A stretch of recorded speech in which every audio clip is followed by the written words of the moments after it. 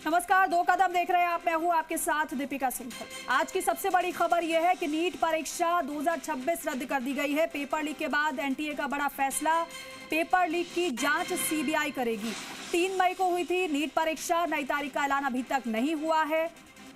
इसी पर पूर्व सीएम अशोक गहलोत क्या कह रहे हैं, आपको सुनवाते हैं। क्या करें, ये धंधा पकड़ लिया, धंधा शुरू कर दिया इन लोगों ने। बड़े बड़े नेता उसमें कई बार शामिल होते हैं, ऐसे नाम भी आते हैं। तो ये मैं समझता हूँ इन बातों में बहुत गंभीरता से लेना चाहिए सरकार। अब सरकार, भारत सरकार तो क्या है, चुनाव जीतने का उनका एजेंडा खाली, बस चुनाव जीते कहते, ये इनकी प्रकरण साम दाम दंड भेद काम लो। अरे भाई, चुनाव जीतना मैं तो पूर्ण हो सकता है, पर साथ में जो ये घटनाएं हो रही है उनको रोकने बहुत आवश्यक होता है। जो मंत्री जी है हमारे धर्मेंद्र प्रधान जी, उनको चाहिए कि वो ध्यान दे इसके ऊपर। उनको चाहिए विशेष रूप से, वो मंत्रालय के मंत्री हैं, कि पेपर आउट क्यों हो रहे हैं, बताएं देश को। सर, बाकायदा एक व्हाट्सएप ग्रुप था, जिस व्हाट्सएप ग्रुप को बनाया गया था, उस व्हाट्सएप ग्रुप में लोगों को जोड़ा भी जा रहा था और उसमें बाकायदा कोड दिए गए थे कि जिसको कोड को देकर के उसमें जोड़ा जा सकता था, उसमें पेपर लीक हुआ है। ये तो ऑर्गेनाइज गैंग की बात होगी ना। ऑर्गेनाइज गैंग होती है वो ये काम कर सकती है ना, व्हाट्सएप ग्रुप बनाने का, किस प्रकार हम इस पेपर को कैसे पहुंचाएं लोगों तक, कैसे पहुंचाएं, ये तमाम जो है डिपेंड करता है कि वो कितने एक्सपर्ट लोग हैं अपने हुनर के अंदर, वो ये काम कर रहे हैं।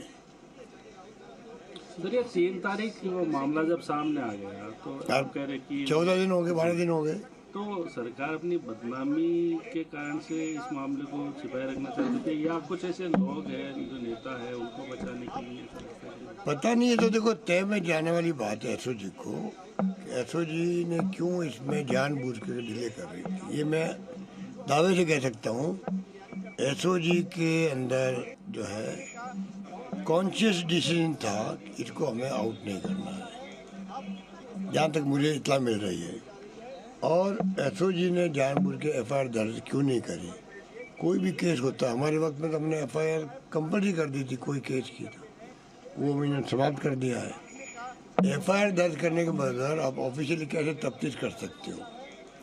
इनकी नीयत में कहीं इनकी खराबी है, इसलिए जानबूझ के एफआईआर लॉन्च नहीं करी और उसको चलाते गए।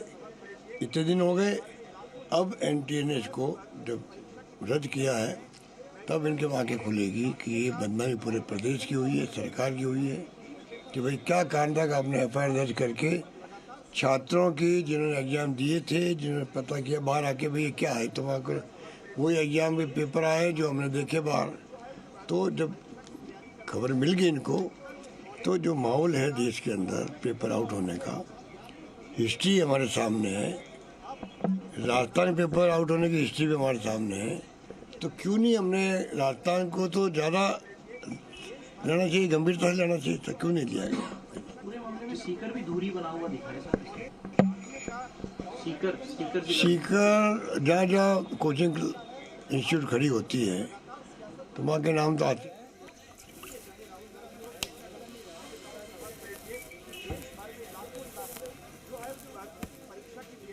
तो देखिए, पूर्व सीएम अशोक गहलोत को आप सुन रहे थे, केंद्रीय शिक्षा मंत्री को घेरते हुए नजर आ रहे हैं, सवाल उठाए जा रहे हैं कार्यशैली पर, और ये बड़ा मुद्दा बन चुका है क्योंकि अब विपक्ष सरकार को घेर रहा है।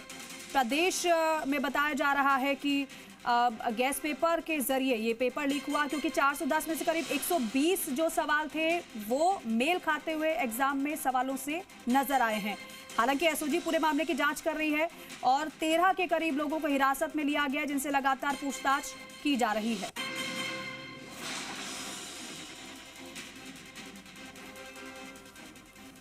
इस एग्जाम को लेकर एक बड़ा फैसला लिया गया है। एनटीए ने भारत सरकार के अप्रूवल के बाद में इस एग्जाम को रद्द कर दिया गया है। 3 मई को ये परीक्षा देश भर के अलग अलग सेंटर्स पे आयोजित की गई थी, लेकिन एक के बाद एक ये बातें सामने निकल के आई कि कैसे ये परीक्षा जो है ये पूरी तरीके से दूषित हो गई थी। राजस्थान कनेक्शन की बात करें तो करीब अलग अलग जो गैस पेपर हैं वो सामने निकल के आए थे। जयपुर की कनेक्शन की बात करें तो ये सामने निकल के आया कि एक मनीष नाम की व्यक्ति का नाम सामने आया। ये भी जानकारी में सामने आया कि एसओजी उससे लगातार पूछताछ कर रही है। सीकर की बात करें, झुंझुनू की बात करें, देहरादून की बात करें या चूरू की बात करें, अलग अलग कनेक्शन निकल के आए और एक पीडीएफ के अंदर एक गैस पेपर जो था वो अलग अलग स्टूडेंट्स के पास में पहुँचा। लेकिन कड़ियाँ जो थीं वो जुड़ती हुई दिखाई दी। एसओजी ने कहा कि 410 में से करीब 120 से ज़्यादा ऐसे सवाल थे जो कि हूबहू मिल रहे थे। शक यही था कि ये कहीं जब एग्ज़ाम पेपर को इसको बनाया गया तभी आउट तो नहीं कर दिया गया। बहरहाल भारत सरकार के अप्रूवल के बाद में एनटीए जो कि इस एग्ज़ाम को कंडक्ट करती है पूरे देश भर के अंदर, उसको फैसला कर लिया है और अब सीबीआई इस पूरे मामले की जांच करेगी। यानी कि अब जो नीट यूजी एग्ज़ाम 2026 है उस पूरे मामले की जांच सीबीआई करेगी और एक एक करके परतें खुलती नजर आएंगी कि आखिर ये जो पेपर लीक हुआ वो किस तरीके से लीक हुआ। क्या ये जब छपाई के लिए गया था क्या उससे पहले ही लीक हो गया था, क्योंकि ये भी कहा जा रहा है कि करीब 1 महीने पहले ही कुछ लोगों के पास ये पेपर पहुंच चुका था। बहरहाल इसका जयपुर कनेक्शन क्या है, झुंझुनू कनेक्शन क्या है या सीकर कनेक्शन क्या है, इस पूरे मामले की पड़ताल अब सीबीआई करेगी। सहयोगी राहुल के साथ